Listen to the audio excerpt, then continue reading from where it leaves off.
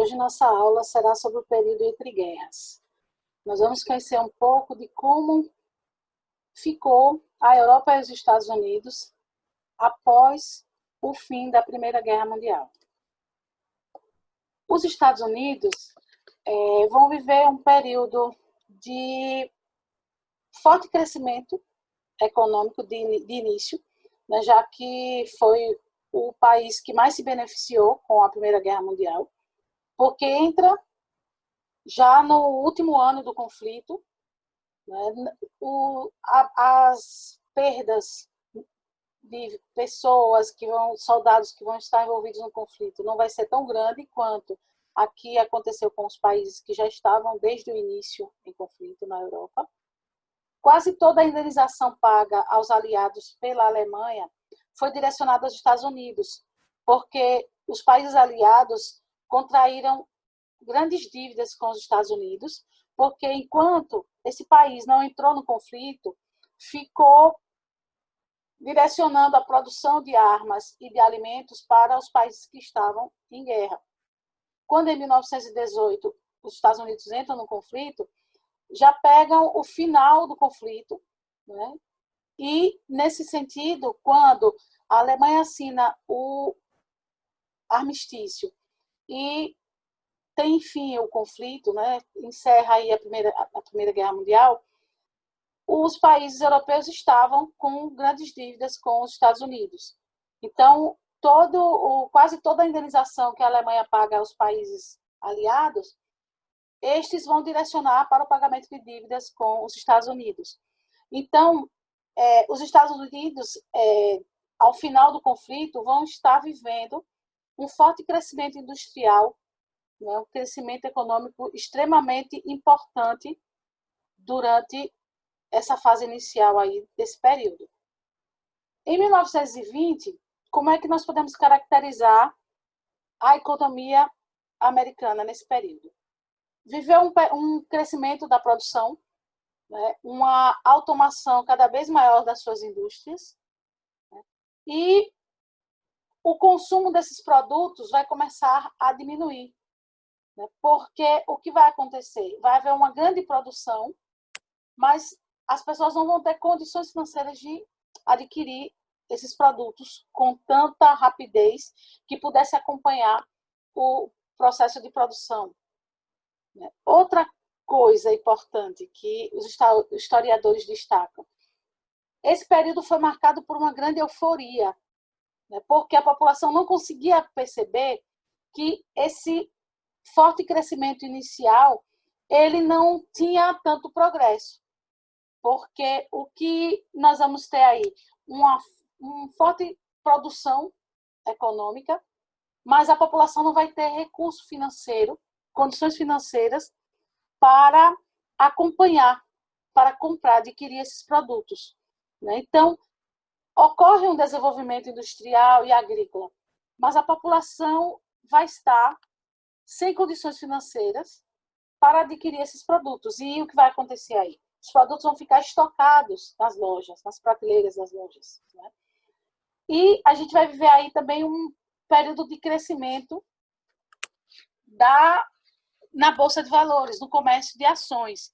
É uma situação que vai estar muito presente nesse período da história dos Estados Unidos, né? Porém, o que vai resultar isto? Todo esse crescimento econômico e sem o retorno financeiro, porque a população não estava em condições de adquirir os produtos, havia um índice de desemprego considerável, era algo que marca também esse período nos Estados Unidos, né? Então, essa euforia inicial desse crescimento econômico, desse desenvolvimento, vai chegar um momento que vai acabar, né? Então, meados da década de 20, a situação da economia norte-americana era a seguinte: a produção cada vez maior e o consumo cada vez menor. Em 1929, nós vamos ter aí uma forte crise na Bolsa de Valores, porque o preço das ações vai começar a baixar. E isso marca o início da forte crise financeira que os Estados Unidos vai viver nesse início do século XX, pós-Primeira Guerra. E as consequências dessa baixa de preços, todas as pessoas que possuíam suas ações começam a vender grande parte dos seus investimentos, e isso tudo vai acabar gerando o quê? As ações vão baixar o preço, e isso vai resultar aí no fechamento de empresas de pequeno e médio porte. Bancos também vão decretar falência. Essa crise financeira se estende até o campo, no comércio de alimentos, porque não vai ter como as pessoas venderem seus alimentos, seus produtos que estavam sendo colhidos durante a produção agrícola, o crescimento do desemprego e a redução das horas de trabalho e de salários, né? Já que as indústrias elas não vão ter mais como produzir porque os produtos estavam ficando encalhados nas lojas. Um outro elemento que vai marcar também a crise nos Estados Unidos é a lei seca e o aumento do crime organizado. É outra situação que marca esse período dessas primeiras décadas do século XX dos Estados Unidos, né? A proibição do transporte, fabricação e consumo de bebidas alcoólicas, né? Essa lei seca ela vai resultar aí no crescimento do crime organizado nos Estados Unidos, né? Porque tudo vai funcionar de forma clandestina, o comércio de bebidas, o funcionamento de bares, certo? O contrabando de bebidas. Então, vai ser fora a questão relacionada à própria corrupção que vai se desenvolver quando as autoridades começam a ser compradas pelos grandes contrabandistas, né? Então, nós vamos ter fábricas clandestinas de bebida, né? E isso vai marcar também a história dos Estados Unidos durante esse período. Em 1932, Franklin Roosevelt ele vai ser eleito para assumir a presidência dos Estados Unidos e ele vem com a proposta de reerguer economicamente o país, né, chamado de New Deal. Né? Quais são as principais características dessa proposta que ele apresenta? A intervenção do Estado na economia, né, é uma proposta que ele vai ressaltar, né, a intervenção do Estado na economia para que a economia pudesse se reerguer, emitiu mais papel moeda para dinamizar a economia, outra coisa que ele vai propor.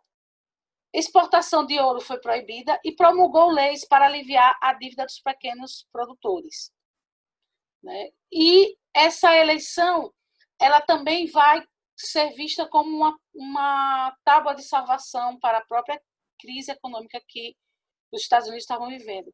Outras medidas importantes que ele vai estabelecer: instituir o pagamento aos pequenos agricultores para que não plantassem mais, limitou a produção industrial, já que existiam diversos produtos sem serem comercializados, estabeleceu salários mínimos para os trabalhadores e assim isso vai incentivar o consumo, porque senão os trabalhadores não tiverem condições de consumir, os produtos vão ficar cada vez mais encalhados e a crise vai ganhar proporções absurdas. A mão de obra ociosa foi absorvida no trabalho em grandes obras públicas. Ele começa a estabelecer a construção de grandes obras públicas para daí permitir que aquelas pessoas que estavam desempregadas pudessem ser inseridas no mercado de trabalho. Foi regulamentada as relações entre empregados e patrões, garantindo aos trabalhadores sua organização e direito a greves. E o que a gente vai perceber aí? Os Estados Unidos começam a iniciar uma política de rearmamento. Outro elemento importante para ser destacado durante esse período é o desenvolvimento dessas indústrias, né, a produção de máquinas e equipamentos que são aperfeiçoados cada vez mais e que vão contribuir para a produção dos Estados Unidos, que é o chamado Fordismo, que faz referência a Henry Ford, que vai estabelecer a primeira linha de montagem, né, de automóveis, né? Ele vai criar uma fábrica de automóveis e vai estabelecer um sistema de trabalho que ficou conhecido como sistema de trabalho fordista. O trabalhador exercia uma tarefa específica com o auxílio de máquinas. Então, ele vai estabelecer uma forma de trabalho que vai deixar o trabalhador responsável por um determinado elemento da produção daquele automóvel. né? Então, esse período ficou conhecido como Fordismo. Outro momento importante dessa época nos Estados Unidos está relacionado ao medo que os americanos vão desenvolver com relação ao avanço dos ideais socialistas, né, em território americano. Então, o receio da infiltração de estrangeiros com ideais socialistas vai ser algo que vai despertar um certo medo nos americanos. Fora isso, o desenvolvimento de um sentimento nacionalista que busca a valorização do indivíduo branco, anglo-saxão e protestante. E, com isso, esse é o perfil do genuinamente americano. E, a partir daí, surge o que começa a ser desenvolvido o sentimento de desprezo para com os imigrantes, os negros, os judeus, os católicos, né? E isso só vai alimentar cada vez mais o preconceito e a discriminação, gerando aí a intolerância e o uso da violência para com aqueles que não faziam parte desse grupo genuinamente americano. A partir daí, nós vamos ter o surgimento de uma organização extremamente violenta que marca a história norte-americana e que, infelizmente, ainda estão presentes na sociedade americana em pleno século XXI, que é a Ku Klux Klan. Foi uma organização racista, né, que vai se desenvolver nos Estados Unidos defendendo esse ideal do genuinamente americano, né, do americano branco, anglo-saxão e protestante. Então, essa organização racista ela vai ser formada por nacionalistas extremados e fanáticos religiosos. E, em nome dessa superioridade da VASP, que é o branco, anglo-saxão e protestante, passaram a perseguir e assassinar negros, logo depois judeus e imigrantes, né? Fora isso, iniciam um processo de corrupção das autoridades, fazendo com que as leis fossem estabelecidas para restringir cada vez mais os direitos civis de negros, imigrantes e judeus. Então, a história dessa organização racista é extremamente importante, porque, infelizmente, ela ainda está presente dentro da sociedade norte-americana, hoje inserindo dentro do seu universo, do seu olhar violento e intolerante, os homossexuais, né, a comunidade LGBT, e também os católicos, né, que também vão estar sendo vítimas da perseguição dessa organização racista, que marca a história dos Estados Unidos nessas primeiras décadas do século XX, e que está presente até os dias atuais. Na Europa, especificamente a Inglaterra e a França, também vão viver um período de forte crise econômica, porque vão estar se recolhendo no processo de reconstrução das suas cidades que foram destruídas. Então, a Inglaterra terminou o conflito com grandes dívidas, crise e reivindicação de trabalhadores. É algo que vai marcar aí a Inglaterra nesse período pós Primeira Guerra Mundial, né? Nesse período onde nós vamos ter aí esse processo de reconstrução dessas cidades, né? desses países que vão estar vivendo um período de reconstrução realmente de suas cidades que foram totalmente destruídas. Né? Diversas cidades nesses países, tanto na Inglaterra quanto na França, foram alvo dos bombardeios e precisaram passar por um processo de reconstrução. Nós vamos ter nesse período, vivendo essa forte crise econômica da Inglaterra, também uma luta constante dos trabalhadores, né? Surge aí o Partido Trabalhista, que ganha força, né?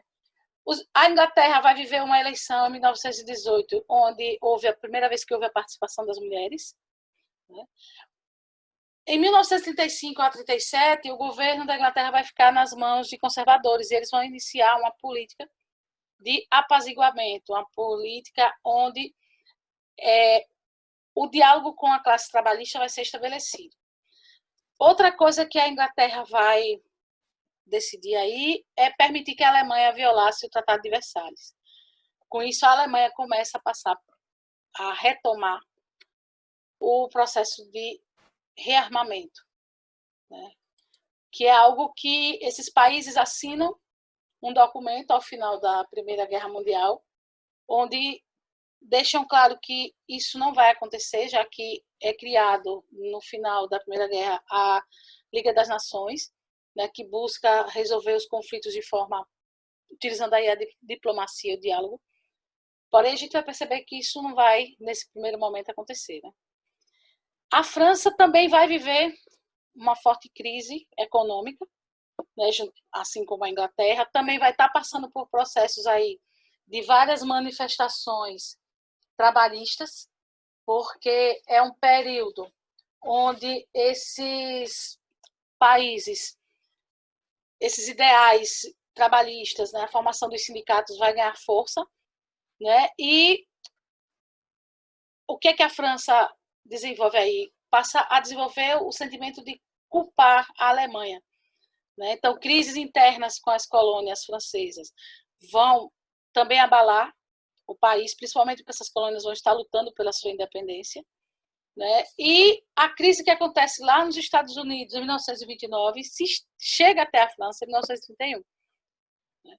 Então, o que vai acontecer aí? A França também vai entrar nesse processo de rearmamento, de desenvolvimento das indústrias bélicas, né, da produção de armas e equipamentos bélicos.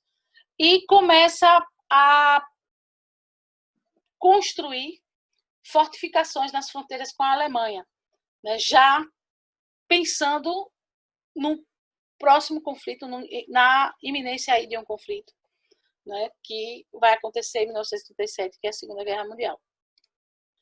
Então é isso. Esse é um dos elementos que marcam esse período entre guerras, certo? Qualquer dúvida, qualquer questionamento, vocês entram em contato, certo? Para qualquer tipo de esclarecimento e até a nossa próxima conversa sobre a história.